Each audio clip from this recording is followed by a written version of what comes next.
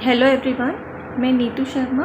और मेरी जो आज की वीडियो है वो एम्ब्रियो ट्रांसफ़र के बाद जो आपको डाइट लेनी चाहिए उस बारे में है। इस वीडियो में बताऊंगी कि कौन कौन सी ऐसी चीज़ें हैं जो बहुत अच्छी रहती है एक सक्सेसफुल इम्प्लांटेशन के लिए, और इवन प्रेगनेंसी अगर आप कंसीव कर लेते हैं तो प्रेगनेंसी में भी बहुत अच्छी रहती है।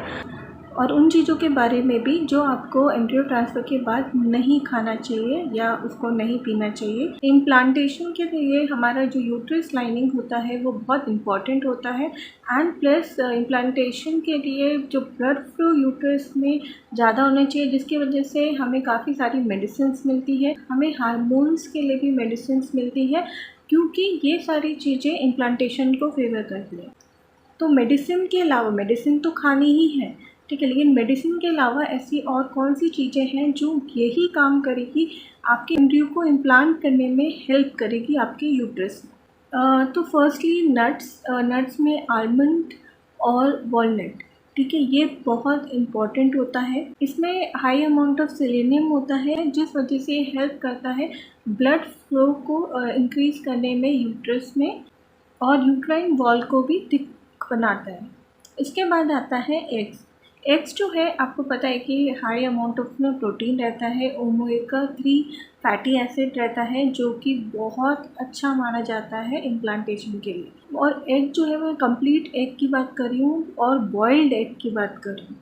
जो आपका येलो पार्ट है वो भी इम्प्लांटेशन के लिए बहुत ज़रूरी है, क्योंकि आप देखोगे आपको ब्लड थिनर्स मिलते हैं, ब्लड थिनर्स के इंजेक्शन मिलते हैं ताकि ब्लड क्लॉट्स ना हो। वही काम ये भी करता है, ये प्रिवेंट करता है ब्लड क्लॉट्स को बनने से। और जो एग का वाइट पार्ट होता है वो हाई अमाउंट ऑफ उसमें प्रोटीन होता है, उसमें विटामिन B12 होता है। वैसे भी जैसे आप कंसीव कर लेते हो तो आपका एक ब्लड टेस्ट भी होता है जिसमें B12 आपकी बॉडी में कितना है वो भी चेक किया जाता है, क्योंकि वो बहुत इंपॉर्टेंट सोर्स होता है। देन आता है आपका स्वीट पोटैटो। काफ़ी लेडीज़ ऑलरेडी जानती होगी, काफ़ी सारे इनफर्टिलिटी प्रॉब्लम्स के लिए स्वीट पोटैटो खाया जाता है। उसको एक फर्टिलिटी फूड भी माना जाता है फीमेल्स हेल्थ के लिए, क्योंकि उससे मेंस्ट्रुएशन साइकिल भी रेगुलेट होते हैं, वो हार्मोन्स को भी रेगुलेट करता है और आपके इम्यून सिस्टम को भी स्ट्रॉन्ग करता है, क्योंकि इस टाइम पे आपका इम्यून सिस्टम वैसे भी थोड़ा वीक हो जाता है। तो इसलिए स्वीट पोटैटो बहुत अच्छा रहता है इम्प्लांटेशन और इम्प्लांटेशन के बाद भी। अगर आप कंसीव कर लेते हैं तब भी आप इसे कंटिन्यू कर सकते हैं। फिर आता है कोकोनट वाटर।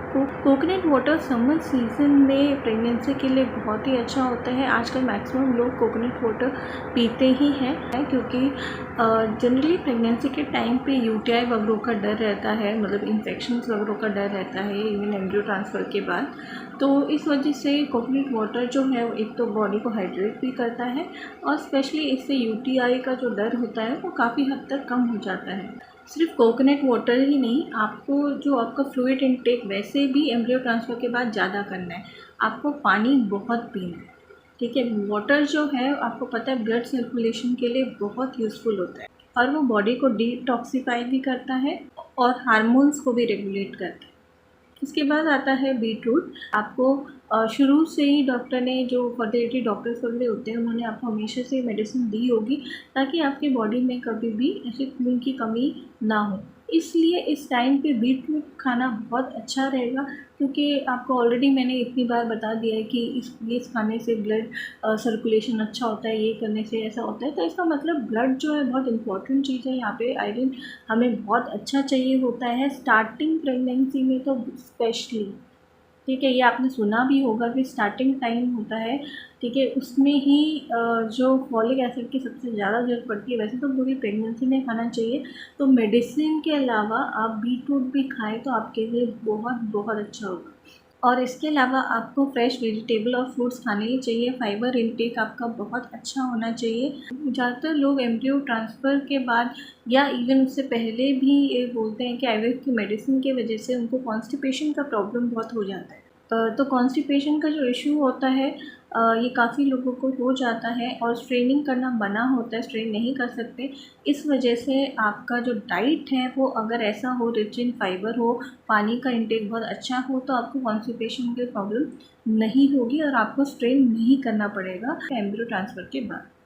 अब कौन से ऐसे फूड हैं या कौन से ऐसे ड्रिंक्स हैं जो आपको नहीं लेना चाहिए एम्ब्रियो ट्रांसफ़र के बाद। पहले तो कैफ़ीन वगैरह का इंटेक जो है उसको कम कर देना चाहिए, ठीक है। टी, कॉफ़ी, स्पेशली कॉफ़ी, ठीक है, स्पेशली कॉफ़ी आप अवॉइड ही कीजिए और जो टी है उसको भी आप लिमिटेड रखिए। ये मेरी डॉक्टर ने भी मुझे कहा था जब मेरा आईवीएफ था। आजकल काफ़ी डॉक्टर्स जो है वो कैफ़ीन वगैरह अवॉइड करने के लिए बोलते हैं, बिल्कुल ही अवॉइड कर सकते हैं तो अवॉइड कीजिए। इसके अलावा एनर्जी ड्रिंक्स जो होती है उसको भी आपको बिल्कुल नहीं पीना है। आपके बॉडी में कोई फ़ायदा तो करेगा नहीं, सिर्फ नुकसान कर सकता है। इसके बाद आता है सी फूड में मैं ये नहीं कह रही कि सारे अवॉइड करो, लेकिन जो चीज़ें मर्कुरी जिनमें हाई होती है जैसे कि टूना, तो ये सब चीज़ें आपको अवॉइड करनी चाहिए। फिर आपको हर type of processed food avoid करना चाहिए। जो पैक्ड या कैंड फूड आते हैं, ठीक है, जो रेडी टू ईट आते हैं, मैगी वगैरह, मतलब ये सारी चीज़ें तो बिल्कुल नहीं खाना है। और इवन लेफ़्ट ओवर्स मतलब जनरली लेडीज़ जो होती है उनको मन नहीं करता खाली अपने लिए कुछ बनाने का, तो जनरली कुछ बचा हुआ रात का, पिछले दिन का, मतलब ऐसे करके खा लेते हैं, तो वो लेफ़्ट ओवर्स भी आपको अभी नहीं खाना है। देन आपको अनपेस्चर्ड मिल्क, या आप कह सकते हैं आपको हर चीज़ पकी हुई खानी है। इवन मिल्क भी है वो कच्चा, वैसे तो लोग जनरली उसको पका के ही पीते हैं, तो वही आपको दूध वगैरह जो है वो पका हुआ दूध, जो उबला हुआ दूध होता है उसके बाद ठंडा करके वो पी सकते हैं। कच्चा दूध नहीं पीना है बिल्कुल भी, कोई भी वैसे कच्ची चीज़ आपको नहीं खानी है। अनकुक्ड फूड बिल्कुल भी अच्छा नहीं माना जाता है, ठीक है, एम्ब्रियो ट्रांसफ़र के बाद, इवन प्रेगनेंसी में भी नहीं, ठीक है। जो एग्स है उसको भी आपको कच्चा नहीं खाना है, बॉईल करके ही खाना है। कोई भी मतलब फ्रूट्स वगैरह को छोड़ के, ठीक है, जो भी वेजिटेबल्स वगैरह जो भी चीज़ें हैं सबको आपको प्रॉपर कुक करना है या एटलीस्ट बॉईल करके खाना है।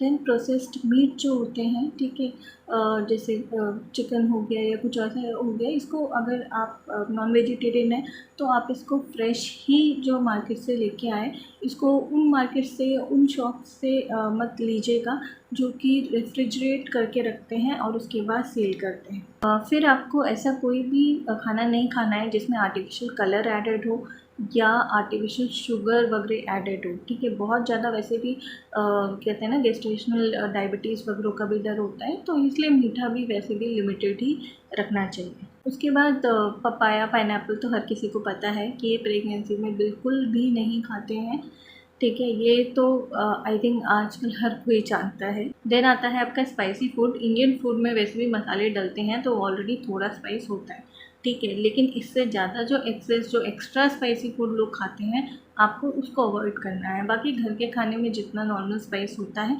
उसको अवॉइड करने की कोई ज़रूरत नहीं है।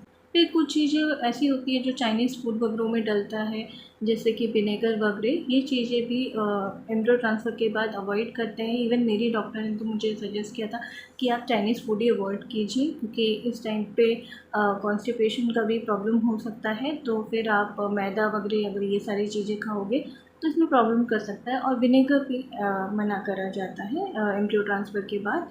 इसलिए मैंने कोई भी चाइनीज़ फूड वगैरह, जबकि मुझे बहुत पसंद है, लेकिन मैंने इनिशियल टाइम पे तो बिल्कुल ही अवॉइड किया था। और जिन लोगों को बीपी वगैरह का प्रॉब्लम है, स्वीट पोटैटो उस चीज़ के लिए भी बहुत अच्छा रहता है। इसलिए आपका जो बीपी का मतलब बीपी रेगुलेट करेगा, मतलब ना ऐसे लो होगा ना ऐसे हाई होगा, क्योंकि फ्रोज़न एम्ब्रियो ट्रांसफ़र के बाद वैसे भी हाई बीपी का प्रॉब्लम कुछ लोगों को हो जाता है। बाकी आपके कोई डाउट है तो आप कमेंट सेक्शन में पूछ सकते हैं, या आप चाहते हैं मैं किसी पर्टिकुलर टॉपिक पर वीडियो बनाऊँ तो वो भी आप सजेस्ट कर सकते हैं। तो मैं नेक्स्ट वीडियो में मिलती हूँ, तब तक के लिए बाय।